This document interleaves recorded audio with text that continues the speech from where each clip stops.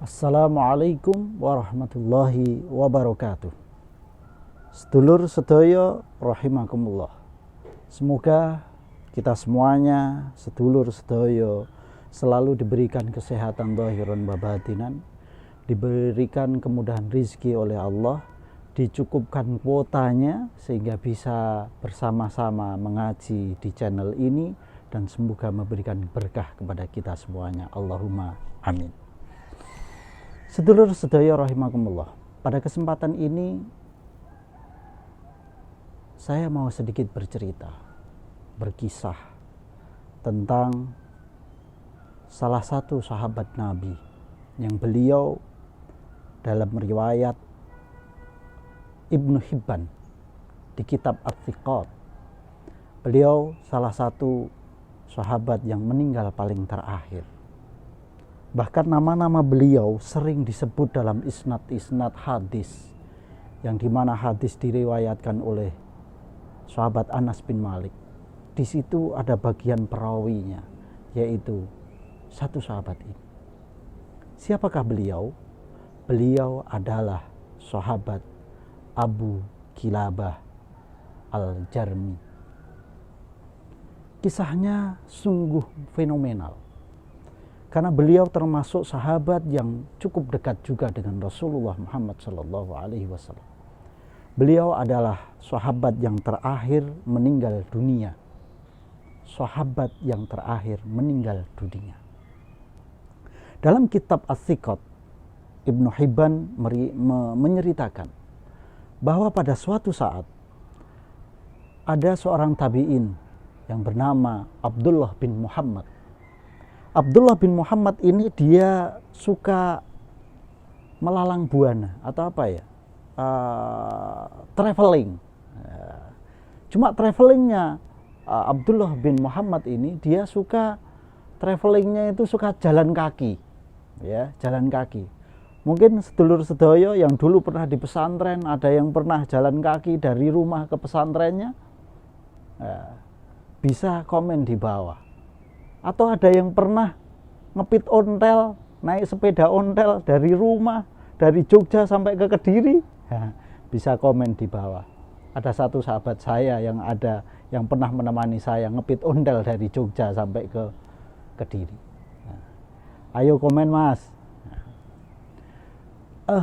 Jadi pada suatu saat di daerah Arish di Mesir, Abdullah bin Muhammad menemukan sebuah tenda kecil di tengah padang pasir. Di situ tenda kecil yang sangat buruk sekali, jelek. Hampir bisa dikatakan tidak layak itu dikatakan sebagai tenda. Kemudian karena dia berperjalanan jauh, kebetulan dia bekalnya habis, kemudian dia mendekat ke tenda itu. Walaupun sebenarnya dia sudah berpikir, masa saya mau minta seteguk air saja di tenda yang seperti ini. Tapi dia tetap hatinya dituntun oleh Allah untuk mendekat ke tenda itu. Kemudian dia mendekat ke tenda itu. Sambil sebentar, dia tidak langsung masuk, tapi dia mendengarkan dari luar tenda, sayup-sayup terdengar ada orang berbicara. Dia dengarkan. Apa yang didengar oleh Abdullah bin Muhammad? Ada orang yang sudah tua membaca Alhamdulillahilladzi faddalani ala katsirin mimman khalaqa tafdila. Itu dibaca berulang kali. Sehingga Abdullah kemudian masuk permisi. Apa yang dia lihat di dalam? Dia menemukan seorang tua dan sangat tua sekali. Dia tidak memiliki kaki dan tidak memiliki tangan. Bahkan dia sedikit tuli. Hanya tersisa lisannya saja yang mampu berzikir. Alhamdulillahilladzi faddalani ala katsirin mimman khalaqa tafdila. Kemudian Abdullah bertanya, "Hei kakek tua, keadaanmu sudah seperti ini, tetapi kamu masih memuji-muji Allah. Apa yang membuatmu masih mau memuji kepada Allah? Orang tua ini menjawab, hei anak muda, apakah masih kurang bagiku ketika Allah memberikan lisan kepadaku dan mampu untuk berzikir mengingat Allah Subhanahu wa ta'ala? Apakah kenikmatan ini masih kurang? Aku anggap ini kenikmatan yang luar biasa, yang jauh melebihi kenikmatan-kenikmatan yang diberikan kepada orang lain. Abdullah bin Muhammad terenyuh. Napa sedulur? Terenyuh. Terenyuh mendengar jawaban itu. Kemudian kakek tua ini berkata, hei Kisanak. Kayak sandiwara radio zaman semanten. Itu cukup fenomenal juga dan klasik. Hei anak muda, karena kamu sudah sampai di rumahku, di tendaku ini, maka aku mau minta tolong kepadamu. Apa yang bisa aku tolong, kakek tua? Hei anak muda, aku minta tolong, carikan anakku. Dia sudah 3 hari dia tidak pulang. Dia yang selalu menyuapi aku makanan. Dia yang selalu memudui aku. Kemudian dia yang selalu mengurus aku. Tapi setelah 3 hari dia pamit, dia tidak pulang-pulang. Tapi namanya bukan Bang Toyib. Mungkin dia hanya ada di sekitar ini. Karena di sini hanya ada satu tenda ini dan tidak ada orang lain. Kemudian Abdullah, baik, akan aku carikan anakmu. Singkat cerita, kemudian Abdullah berangkat bergegas keluar mencari sang anak itu. Kemudian dia mencari-cari.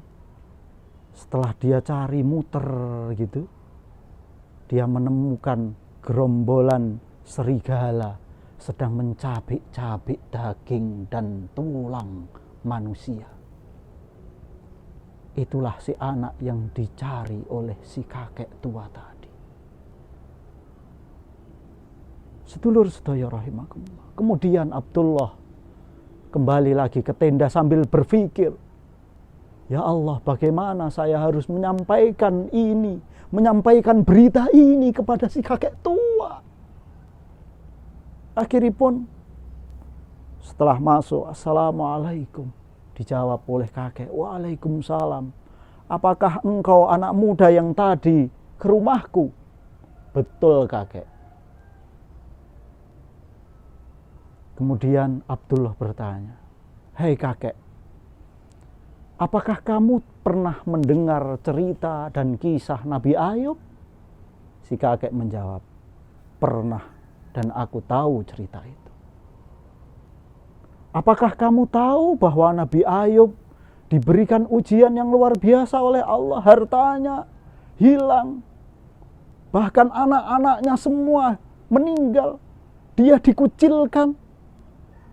Apakah kamu tahu kisah itu? Kakek tua menjawab, aku tahu. Bagaimana sikap Nabi Ayub menghadapi itu semua? Si kakek tua menjawab, Nabi Ayub menerima itu semua dengan lapang dada dan bersabar kepada Allah Subhanahu wa ta'ala. Kakek tua bertanya, kamu tidak usah terlalu banyak bertanya padaku. Bagaimana nasib anakku? Apa kabar anakku? Kemudian Abdullah menjawab, aku menemukan anakmu sudah dicabik-cabik serigala. Anakmu sudah meninggal. Kakek tua itu kemudian, inna lillahi wa inna ilaihi raji'un. Alhamdulillah, anakku meninggal dan Allah tidak menyisakan satupun keturunanku bermaksiat kepadamu. Kemudian si kakek tua sedikit tersedak. kemudian meninggal dunia. Inna lillahi wa inna ilaihi raji'un. Kakek tua itu meninggal. Kemudian Abdullah bingung karena dia hanya sendirian. Akhirnya dia hanya menutupi wajah dari kakek itu dengan serbannya. Kemudian dia keluar dari tenda dan mencari bala bantuan untuk mengurus jenazah kakek ini. Ketika mencari bantuan, datanglah 4 orang memakai kuda, ya, naik kuda melewati daerah itu. Kemudian dipanggil oleh Abdullah. Akhirnya keempat orang ini mendekat. Kemudian Abdullah minta tolong, ada kakek tua yang meninggal di sini, sedangkan aku tidak bisa mengurusnya sendiri. Akhirnya keempat orang ini turun. Ketika turun, kemudian dia masuk ke tenda. Salah satu dari keempat orang itu membuka serban yang ditutupkan ke wajah kakek tua itu. Ketika dibuka, orang ini langsung menangis. Kemudian mencium jasad tubuh kakek tua ini dan keempat-empatnya menciumnya. Ini adalah Abu Kilabah. Sedulur, kula merinding sedulur. Abu Kilabah, sahabat Nabi, sahabat yang dicintai oleh Nabi, yang ku cari-cari. Ternyata beliau ada di sini. Konon ceritanya Abu Kilabah menolak untuk dijadikan seorang hakim atau qadhi. Sehingga setelah menolak, beliau melarikan diri dan beruzlah. Itulah Abu Kilabah. Kemudian keempatnya mengurus jenazahnya. Setelah diurus semuanya, kemudian dimakamkan. Sebentar sedulur, jangan kemana-mana dulu. Karena apa? Setelah malam harinya, kemudian Abdullah bin Muhammad bermimpi. Di dalam mimpinya berjumpa dengan Abu Kilabah. Abu Kilabah berada di sebuah raudhah, di sebuah pertamanan yang sangat indah, memakai baju hijau yang sangat indah, baju surga. Sambil Abu Kilabah membaca, salamun alaikum bima sobartum wa ni'ma uqbaddar.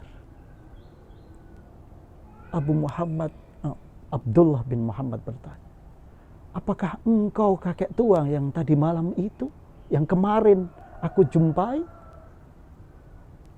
Benar anak muda, itu adalah aku. Kenapa kamu berada di sini? Abu Kilabah menjawab, Allah menyiapkan derajat-derajat yang mulia bagi hamba-hambanya yang selalu bersabar. Sedulur sedaya rahimakumullah, seberapa besar kesabaran kita menghadapi setiap ujian-ujian yang Allah berikan kepada kita, disitulah derajat kita di hadapan Allah Subhanahu wa Ta'ala. Semoga Allah memberikan kemudahan, kesabaran di dalam diri kita, dan selalu memberikan kemuliaan kepada sedulur sedoyo. Wal afu minkum. Wassalamualaikum warahmatullahi wabarakatuh.